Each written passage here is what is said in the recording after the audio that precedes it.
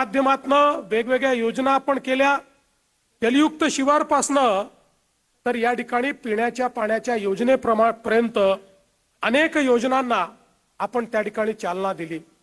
खरं म्हणजे तुम्ही जे या ठिकाणी बोललात ना संभाजीराव, लातूरच्या प्रत्येक घरामध्ये नळ उघडल्यानंतर दररोज शुद्ध पिण्याचं पाणी आलंच पाहिजे, या दृष्टीनेच आपण सगळं नियोजन केलं।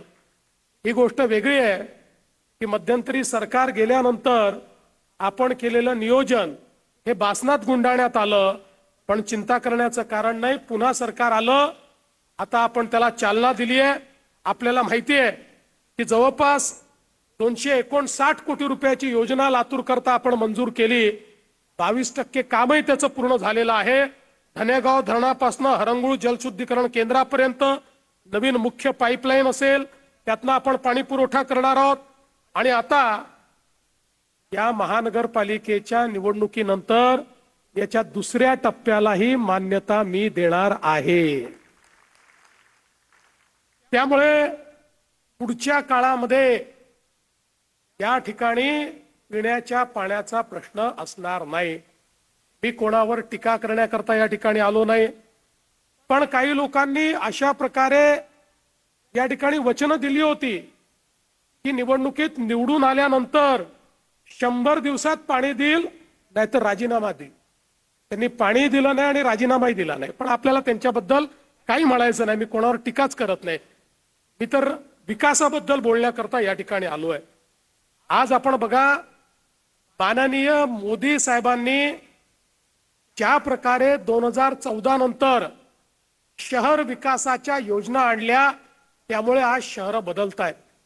जवळजवळ 70 वर्ष आपल्या देशामध्ये एक राज्यकर्त्यांची भूमिका होती की भारत हा गावांमध्ये राहतो, गावांचा विकास म्हणजे देशाचा विकास। संकल्पना बरोबर होती, कुठेही चूक नव्हती, पण त्याच वेळी आपल्या राज्यकर्त्यांना हा विसर पडला की भारतामध्ये शहरं देखील आहेत, शहरांमध्ये लोक राहतात, शहरांमध्ये राहणारी जी लोक आहेत त्यांनाही आपल्याला सुखसोयी द्याव्या लागतील। शहरातला गरीब, शहरातला मध्यमवर्गीय याचाही विचार करावा लागेल, पण कुठलंही नियोजन आपण केलं नाही। परिणाम काय झाला बघा, गावाकडनं लोक शहरामध्ये येत होते, शहराची लोकसंख्या वाढत होती, नियोजनाभावी त्याला जिथे जागा मिळेल तिथे तो बसत होता, अतिक्रमण होत होती, झोपडपट्ट्या बसत होत्या, मग पिण्याच्या पाण्याच्या समस्या तयार झाल्या, मग घनकचऱ्याचा प्रश्न निर्माण झाला, नालीमधनं गटारी व्हायला लागली, दुर्गंधी, मच्छर अशा पद्धतीची शहरांची अवस्था झाली। तेच पाणी विहिरीत जायला लागलं, तेच नदीत जायला लागलं, तेच आपल्या तलावात जायला लागलं, जलस्रोत प्रदूषित झाले। पण शहरांकरता कुठल्याही योजना नसल्यामुळे शहरं ही बकाल होऊ लागली। ज्या शहरांकडे लोक आशेने पाहत होते, आपलं कल्याण करण्याकरता आले होते, तीच शहरं कुठल्या तरी बकाल अवस्थेत जाताना आपल्याला पाहायला मिळाली।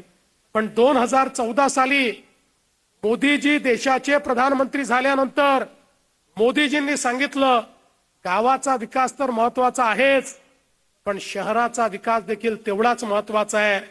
कारण देशाच्या जीडीपीच्या 65% जीडीपी हा शहरात तयार होतो।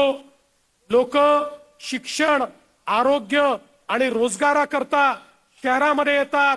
येणाऱ्या लोकांकरता, गरिबांकरता, मध्यमवर्गीयांकरता इन्फ्रास्ट्रक्चर तयार करावं लागेल, त्यांच्याकरता सोयी तयार कराव्या लागतील, पिण्याचं पाणी, गटारी, रस्ते, त्या ठिकाणी घरांची व्यवस्था, या सगळ्या गोष्टी कराव्या लागतील।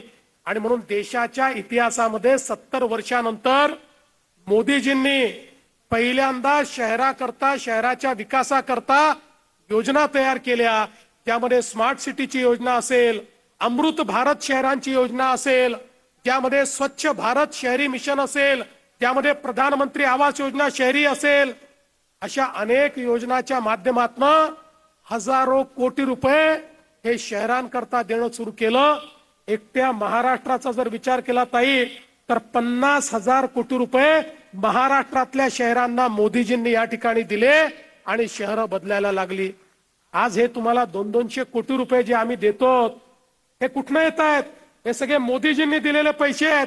हे अमृत